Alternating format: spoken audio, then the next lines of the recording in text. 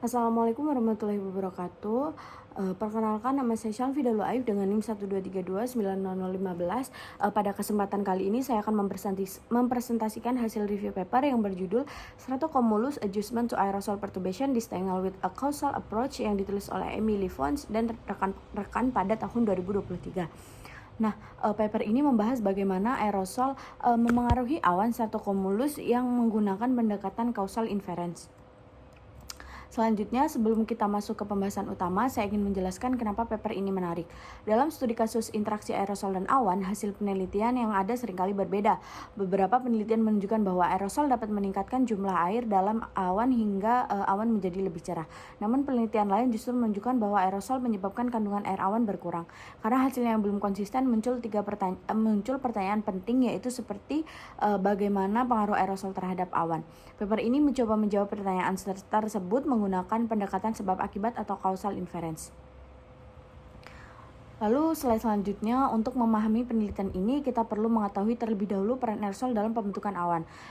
Aerosol berfungsi sebagai cloud condensation nuclei atau CCN, yaitu tempat uap air mengembun menjadi tetes awan. Ketika jumlah aerosol meningkat, jumlah tetes awan juga berubah. Perubahan ini dapat memengaruhi sifat mikrofisik maupun makrofisik awan. Dalam penelitian ini digunakan parameter ND atau jumlah tetes awan dan LWP atau liquid water path yang menggambarkan jumlah air cair dalam awan. Permasalahannya, hubungan antara ND dan LWP belum jelas karena penelitian sebelumnya memberikan hasil yang berbeda-beda. Slide selanjutnya, berdasarkan permasalahan tersebut, penelitian ini bertujuan untuk mengetahui bagaimana aerosol memengaruhi liquid water path pada awan stratocumulus. Secara lebih spesifik, penelitian ingin menjawab 3 pertanyaan utama. Yang pertama, apakah aerosol meningkat atau menurunkan LWP? Kedua, mekanisme fisik apa yang paling dominan? Dan ketiga, bagaimana kondisi meteorologi memengaruhi hubungan antara aerosol dan awan. Selanjutnya, untuk menjawab pertanyaan penelitian tersebut, peneliti menggunakan beberapa sumber data, yang dimana data awan diperoleh dari data satelit Cepheid dan data curah hujan dari GPM-IMERG dan data meteorologi dari RA5. Data yang digunakan memiliki resolusi waktu 15 menit selama periode tahun 2016 hingga 2017. Kemudian data dianalisis menggunakan causal graph dan right path analysis. Metode ini memungkinkan peneliti menghubungkan sebab akibat secara lebih jelas dibandingkan analisis korelasi biasa. Selanjutnya, ini ada konsep fisik yang dikaji dari precipitation suppression dan entrainment enhancement, yang dimana sebelum melihat hasil penelitian kita perlu memahami mekanisme dua yang di atas tadi. Mekanisme pertama adalah precipitation suppression. Ketika aerosol meningkat, ukuran tetesan awan menjadi lebih kecil sehingga pembentukan hujan menjadi lebih sulit. Akibatnya lebih banyak air tertahan di dalam awan dan LWP meningkat. Ketika aerosol meningkat, mekanisme kedua adalah entrainment enhancement, yang dimana dalam mekanisme ini peningkatan aerosol meningkat, pencampuran udara kering ke dalam awan sehingga evaporasi bertambah dan LWP-nya menurun. Jadi kedua mekanisme ini memberikan efek yang berlawanan terhadap LWP. Lalu slide selanjutnya, hasil utama penelitian ini ditunjukkan pada slide ini, yang dimana peneliti menemukan bahwa pengaruh aerosol terhadap LWP tidak bersifat tetap. Pada awalnya, peningkatan aerosol menyebabkan LWP meningkat, namun setelah beberapa jam, hubungan tersebut berubah menjadi negatif sehingga LWP justru menurun. Hal ini menunjukkan bahwa respon awan terhadap aerosol sangat bergantung pada waktu dan tidak dapat dijelaskan hanya oleh satu proses saja.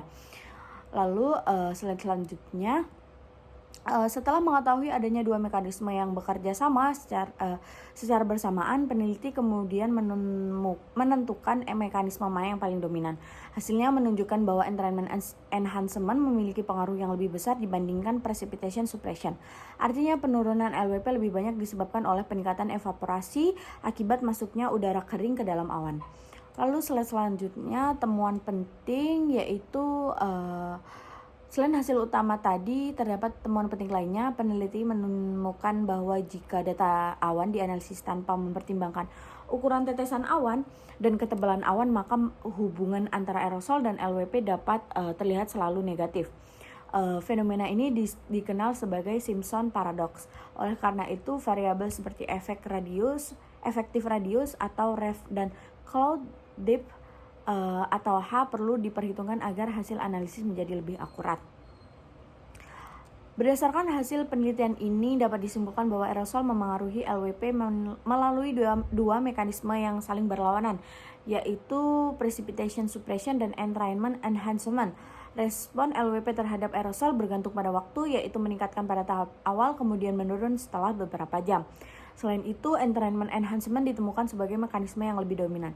Penelitian ini juga menunjukkan bahwa pendekatan causal inference mampu mengurangi bias akibat confounding dan menghasilkan hubungan aerosol awan yang lebih realistis.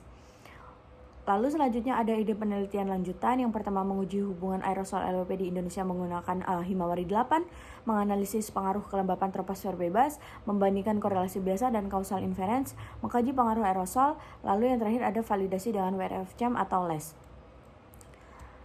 Nah, itu ada pengembangan penelitian pendekatan yang sama yang tadi yang diterapkan pada wilayah Indonesia menggunakan data Himawari 8. Selain itu juga yang penelitian tadi dapat difokuskan pada kelembapan troposfer bebas terhadap entrainment enhancement. Lalu juga ada metode causal inference juga dapat dibandingkan dengan analisis korelasi konvensional untuk melihat perbedaan hasil yang diperoleh. Dan juga penelitian yang menarik adalah mengkaji pengaruh berbagai jenis aerosol serta melakukan validasi menggunakan model numerik seperti WRF-CHAM atau LES. Terima kasih, demikian presentasi yang saya sampaikan. Terima kasih atas perhatian yang diberikan. Mohon maaf apabila terdapat kesalahan dalam